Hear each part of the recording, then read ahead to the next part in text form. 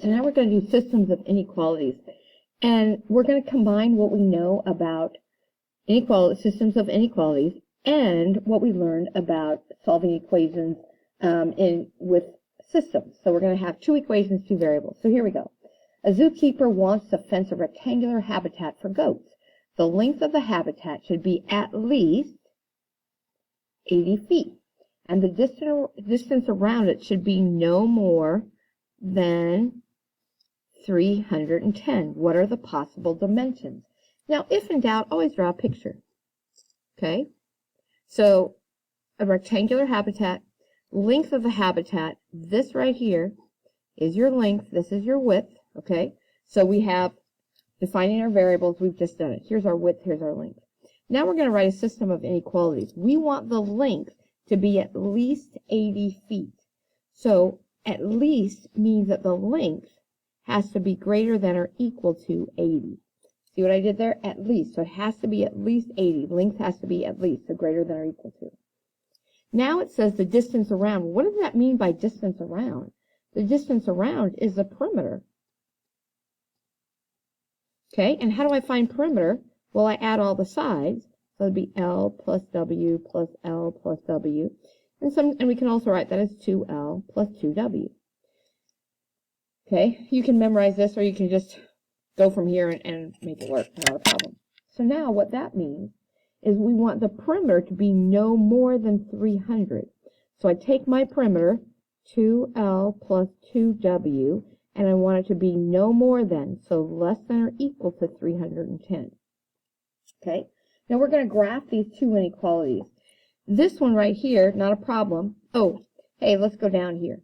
So we're going to have our x-axis be the width, and this is in feet. And we're going to have the y-axis be the length, again in feet. And it's important that we label. And we're going to have to decide what those quadrants are, what those intervals are. Now, looking at this one, personally what I would do is I would actually find my x and my y-intercepts. Graphing slope and y-intercept could be kind of weird. And a lot of times we want to know what those x and y-intercepts are. So what is our w and what is our l? So we're going to do that right now. So if I want to solve for 2l, okay, if I want to solve for l, I'm going to plug 0 in for w. And I'm going to get 2l is less than or equal to 310, divide by 2. We get L is less than or equal to 155. Now, what that actually means, if I'm solving for intercepts, I'm actually going to have an equal sign here when I'm solving for intercepts. So 2 times 0 plus 2W is equal to 310. Okay, so these are my inequalities. These are my boundaries or my restrictions. And I'm going to get 2W, and divide, and I get W is equal to 155. Okay? So that's going to be really helpful when we go to graph. And this one's not going to be pretty obvious. Okay, so now let's look at our numbers. We have 155. We have an 80. Let's look at our lines, what we want to do. I'm going to give a little more space here so I can put the numbers in. Okay, so our W goes up to 155 at least. So what if we do 10, 20, 30, 40, 50, 60, 70, 80, 90. Nope, not going to work. How about 20, 40, 60, 80, 100, 120, 140, 160, 180? That looks pretty good. Okay, so let's go up by 20. Let's see if that's what we want to do here. 20, 40, 60, 80, 100. 20, 40, 60, 80, 200. Yeah, that works. Let's go by 20s. We could have gone by 25s. We could have gone by a lot of things. So 20, 40, 60, 80, 100. 120, 120, 140. How did I do that? 20, 40, 60, 80, 100, 120, 140, 160, 180. Okay, here's 160. And that 140 goes right here. Okay. So anyway, number those.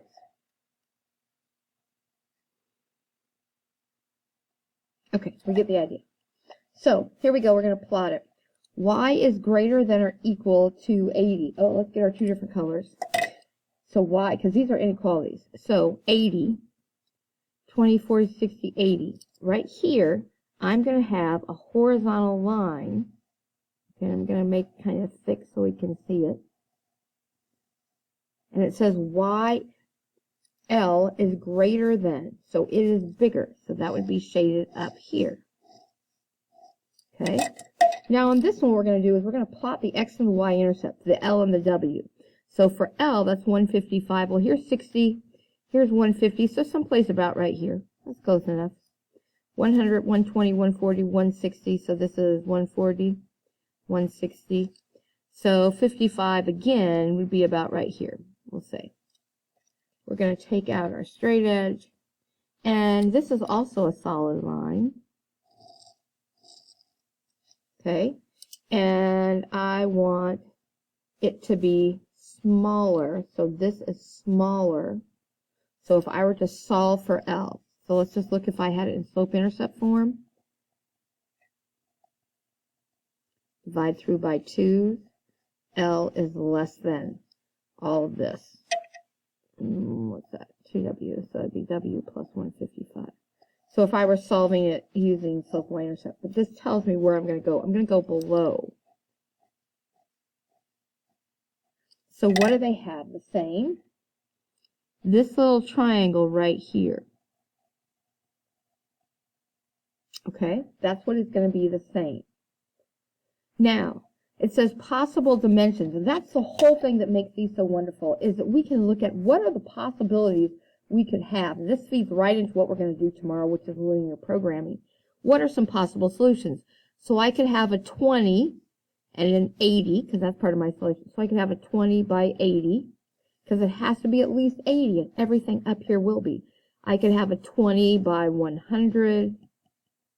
I could have a 40 by 100. Okay, so these are just, whoops, sorry. So what I'm doing is I said I could have a 20 by 80. So if I was right on that line, which is part of the solution, I could have a 40 by 100. I'm just picking points that are up here. So I'm just finding out where those points are. I could have a 25 by something. I could have a 30 by something. So you can see all of these would be possibilities. And then you can go through and find out which way would be the best. Okay? Good. Let's look at the next one.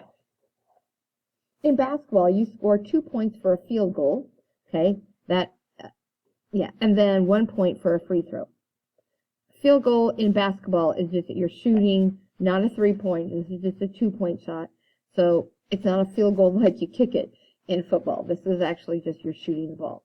Suppose you have scored at least 3 points in every game. That's going to be crucial.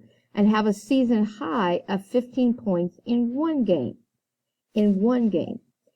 How many field goals and free throws could you have made in any one game? So we have two things. We have a field goal, and we need to find a variable for that.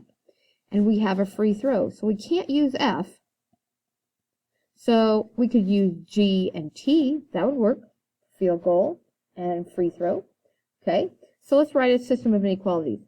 Suppose you have scored at least 3 points in every game. So if I take the 2-point field goal plus the 1-point free throw, and I scored at least. So I'm going to have this as greater than or equal to 3.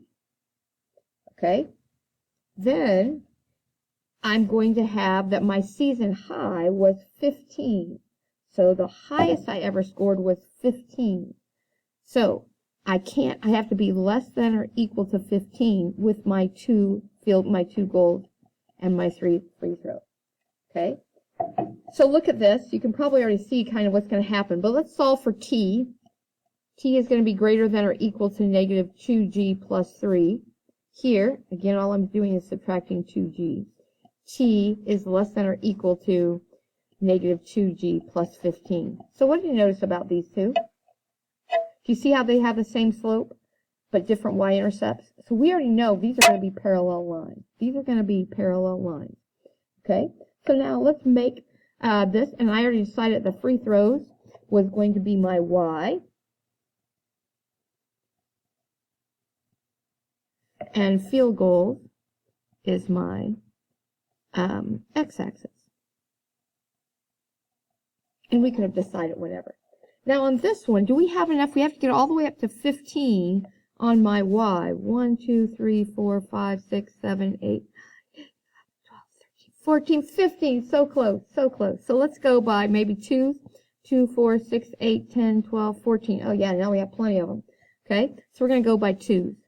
2, 4, 6, 8, 10. Let's just do that same thing here. 2, 4, 6, 8, 10. Although I'd be tempted to do this as 1s because your field goal, but to make the lines, to make it a little easier on ourselves, we're going to do every line as 2. Okay, so here we go. We're going to graph. So we have our y-intercept on this one. Let's do 2 different colors. So this one's going to be red. So I start at 3. I'm going to go down 2. Oh, be careful here. That means I'm going to go down 2 and over 1. This might be another situation where it might be better to find our x and y intercepts. We have our y-intercept, our free throw intercept, and it looks like that's going to be our next point. If I did it by slope y-intercept, by x and y-intercepts, look at that, you'd have 2g is equal to 3, so you're going to have 3 halves, or 1 1/2, which is about where it would come out. Okay, so we went down 1, we went down 2 and over 1, and our graph is going to look so crammed in there. Hold on, we might change those numbers. I decided to change those numbers after all because it gets so close. So let's go by 1s. Okay, so here we have a 3, and it's going to be such a tiny graph anyway. So we plot 3, then we go down 2, 1, 2, over 1, and then I can't go down 2 again, so I'm going to just make it like that. Okay, so here's that, and it is a solid line. T is greater, so I'm going to shade up like this. You know what? On this one, I'm going to just point it like that. I'm just going to make arrows and know that I'm going that direction. It might be a little less confusing. Now on this one, my y-intercept is 15. Yes, I made another point off that. So just kind of approximate where that would be. So, but it's so close. I was like, no, this is ridiculous. So go down 2 over 1, down 2 over 1. Oh, and I need a bigger straight edge. I just saw it. Okay, when you draw on this second line, it looks like this. Now t is less, so t is smaller, so you're going this direction. So what's going to be shaded in is the stuff between. Now don't shade it too heavily because we're going to have to find possible solutions. So it's going to be anything in here, right? And then they want us to find possible solutions. So it could be that you made, if I take this point right here, the point 3, 3. What that means is that I made 3 field goals and 3 free throws. Okay, what's another solution? Let's pick 2 and 7. So if I have the point 2, 7, which is right here, then I would have 2 field goals and 7 free throws. Okay, so you get the idea. We're going to just pick a point and we're going to then say what the solution would be. Okay, on your homework, you're going to be finding out lots of different things. Here it goes right into writing systems of inequalities, sorry. So you might like call this one, what do we talk about? T-shirts and pants. So T and P. So just indicate them right there. That'd be fine. This one is talking about a perimeter. Now watch this. Your picture is pretty dark, but if you look at this, this is 14 here. Notice I don't have, the fence only goes around on 3 sides, so be aware of that. I only have a width, a length, and a width. So just to let you know, it's not the whole perimeter, it's just 3 sides. Seafood restaurant, you'll recognize this one very quickly. We talk about the value of the number of objects. So here it's going to be pounds, and then we talk about the cost. So you know how to write those inequalities. Same thing here. We have working on ice cream shop and babysitting. So the value and then the number of objects, which here happens to be hours. Okay. So stuff that you've seen before is just combining 2 things we've talked about. We're going to take inequalities and we're going to take writing system equations. We're going to put those 2 things together. Good. So if you have questions, you know where to find us. Thanks.